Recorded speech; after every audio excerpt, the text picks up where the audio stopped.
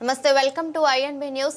గిరిజన హాస్టల్లో పనిచేస్తున్న గిరిజన అవుట్సోర్సింగ్ ఉద్యోగుల సమస్యలను పరిష్కరించాలని ఖమ్మంలో ఎన్ఎస్పీ క్యాంపులో ఉన్నటువంటి గిరిజన హాస్టల్ వద్ద నిర్వాధిక సమ్మె చేపట్టిన గిరిజన అవుట్సోర్సింగ్ ఉద్యోగులు ఈ సందర్భంగా మాట్లాడుతూ గత 6 నెలల నుంచి జీత భత్యాలు లేక ఎంతో ఇబ్బంది పడుతున్నామని, గతంలో ఇచ్చిన విధంగా కనీస వేతనం 26,000 రూపాయలు ఇవ్వాలని వారు తెలిపారు.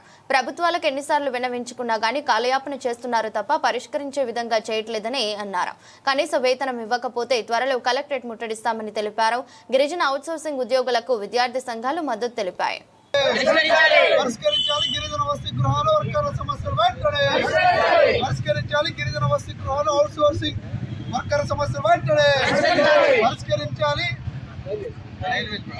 సమస్యలు వెంటనే పరిష్కరించాలి. గిరిజన వసతి గృహాలు డైలీ వేజ్ వర్కర్ సమస్యలు వెంటనే పరిష్కరించాలి. డైలీ వేజ్ అవుట్సోర్సింగ్ వర్కర్ సమస్యలు వెంటనే.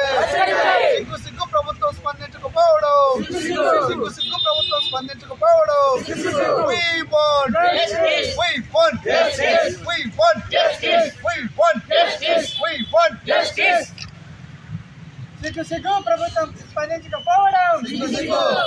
సిగ్గు ప్రభుత్వం పనిచేస్తుంటే కలెక్టర్ జీవో ప్రకారం మాకు ఎప్పుడు జీతాలు వస్తుంటాయి. కలెక్టర్ ఎప్పుడైతే జీవోలు మారుతాయో ఆ జీవో ప్రకారం జీతం వచ్చే జీతానికి ఇప్పుడు గత సంవత్సరంన్నర నుంచి మాకు 64 జీవో ప్రకారం జీతం కల్పిస్తున్నారు. అది ఎందువల్ల అంటే కేసీఆర్ చేసింది ఆ జీవో ప్రకారం అమలు చేస్తున్నామని 26,000 ఉన్న జీతాన్ని 11,700 రూపాయలు కల్పిస్తున్నారు సంవత్సరంన్నర నుంచి.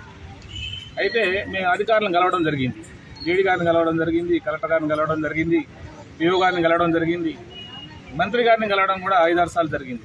బట్టీకర మరొకసారి మినిస్టర్ గారిని కలవడం ఒక 10 సార్లు కలిసాను. నేను 10 సార్లు కలిసిన లెటర్ తీసుకోవడం, వాళ్ళకి ఇచ్చేయడం, ఆ లెటర్ స్పందన రాకపోవడం చాలా ఇబ్బందికరంగా ఉంది సార్ అని చెప్పినా కానీ చేస్తాం అనుకుంటా పోయారు. శ్రీనివాస్ రెడ్డి గారిని కలిసినాం, అట్నే హైదరాబాద్లో పోయి కమిషనర్ గారిని కలిసినాం. సార్ దాన్ని కూడా పరిష్కరిస్తామన్నారు, అది కూడా పరిష్కారం కాలేదు. అట్నే సంవత్సరం నుంచి ఇది ఇట్లా తిరుగుతూనే ఉన్నాం. ఆఫీసులు చూడు తిరిగినాం, పొలిటికల్ అంటే ఇప్పుడు మంత్రి గారు అమ్మడి తిరిగినాం, అక్కడ తిరిగి ఇక్కడ తిరిగి చికాకు వచ్చేసి మళ్ళీ ప్రజావాణికి వెళ్ళడం జరిగింది. మన 9వ తారీఖు జరగడం జరిగితే ఆ రోజు మళ్ళీ ట్రైబల్ మినిస్టర్ గారు ఏమన్నారంటే మీ పరిష్కారం చేస్తాం మేము, 11వ తారీఖు రండి, ఇంతమంది వచ్చారు మీరు కాబట్టి దీనికి ఏదో ఒక న్యాయం చేస్తాం మీకు అని 9వ తారీఖు వెళ్ళడం జరిగింది. 9వ తారీఖు వెళితే 11వ తారీఖు వెళ్ళిన తర్వాత ఆడిపోయిన తర్వాత వాళ్ళు ఏం స్పందన రావట్లేదు. అక్కడి నుంచి ఇదేంటి సార్ మీ ఇక్కడ దగ్గర వచ్చారు, మీరు అందరూ వెళ్ళిపోమని చెప్పారు, మరి ఇప్పుడు ఏం లేదంటే ఏమైనా ఉంటే మీ కొద్ది జీతాలు పంపిస్తాం, 4 రోజులు టైం ఇవ్వండి అని చెప్పారు.